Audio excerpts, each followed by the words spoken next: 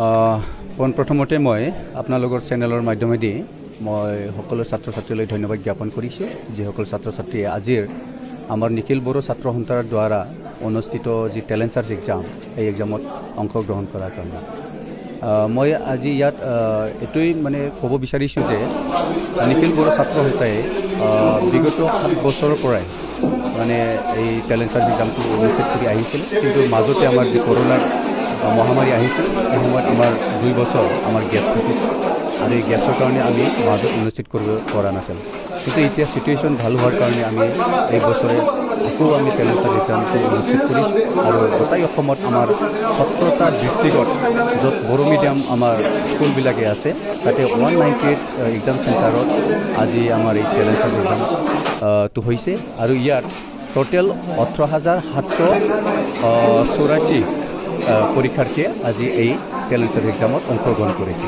গতিকে এইটো আমাৰ কাৰণে খুব ভাল খবৰ, কাৰণ বিগত বছৰতকৈ এইবাৰৰ যিখিনি ছাত্ৰ ছাত্ৰীৰ অংশগ্ৰহণ, এই অংশগ্ৰহণটো বহুত বাঢ়িছে।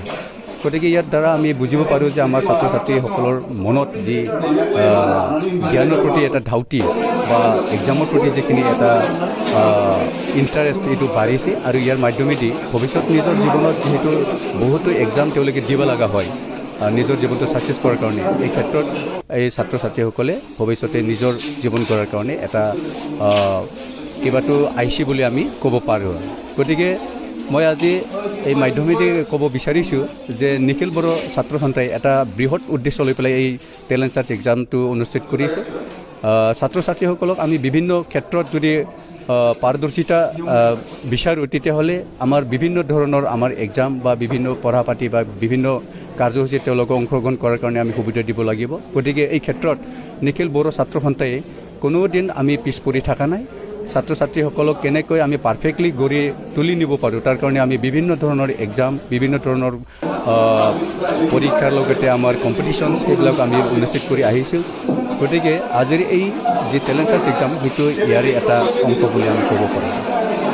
আৰু এই টেলেণ্ট চাৰ্চ এক্সামত আমাৰ হাইস্কুল 9 আৰু 10ৰ কাৰণে আমি অনুষ্ঠিত কৰিছোঁ চেণ্ট্ৰেল লেভেলত, আৰু বাক্সা ডিষ্ট্ৰিক্ট হিচাপে আজি ইয়াতে লগতে আমি এটা জুনিয়ৰ টেলেণ্ট চাৰ্চৰ এক্সাম ইয়াত অনুষ্ঠিত কৰিছে।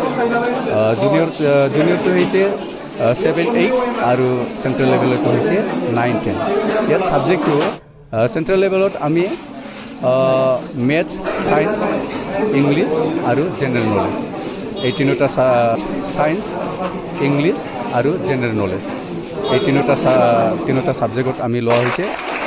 আৰু জুনিয়ৰ লেভেলত আমি মেথছ, ছায়েন্স, ইংলিছ আৰু ছ'চিয়েল ছায়েন্স আৰু GK, এই 4টা ছাবজেক্টত আমি লৈছোঁ। গতিকে এই ক্ষেত্ৰত ছাত্ৰ ছাত্ৰীসকলৰ বিভিন্ন ক্ষেত্ৰত কেনেকৈ পাৰদৰ্শিতা দেখুৱাব পাৰি, এতিয়া তেওঁলোকৰ লিখাৰ ওপৰত নিৰ্ভৰ কৰিব। বাক্সা জিলা নিখিল বড়ো ছাত্ৰ সন্থা আৰু আমাৰ চেণ্ট্ৰেল কমিটি, এই যি নিখিল বড়ো ছাত্ৰ সন্থা দুটা মিলি ইয়াত টেলেণ্ট চাৰ্চ এক্সাম অনুষ্ঠিত কৰা হৈছে। এই এক্সামত চেণ্ট্ৰেল কমিটিৰ পৰা ক্লাছ 9, 10 ইয়াত এক্সামটো হৈ আছে। লগতে আমাৰ 7, 8 এইটো দুটা এক্সাম চলি আছে। আৰু আমাৰ বাক্সা জিলা এইটো আনডিভাইডেড ক'ব লাগিব। তামোলপুৰ জিলাও আমি বৰ্তমানলৈকে সামৰি লৈছোঁ। তামোলপুৰ জিলা আনডিভাইডেড বাক্সা জিলাত এইটো 27টা চেণ্টাৰত বৰ্তমান এইটো এক্সামটো অনুষ্ঠিত হৈ আছে।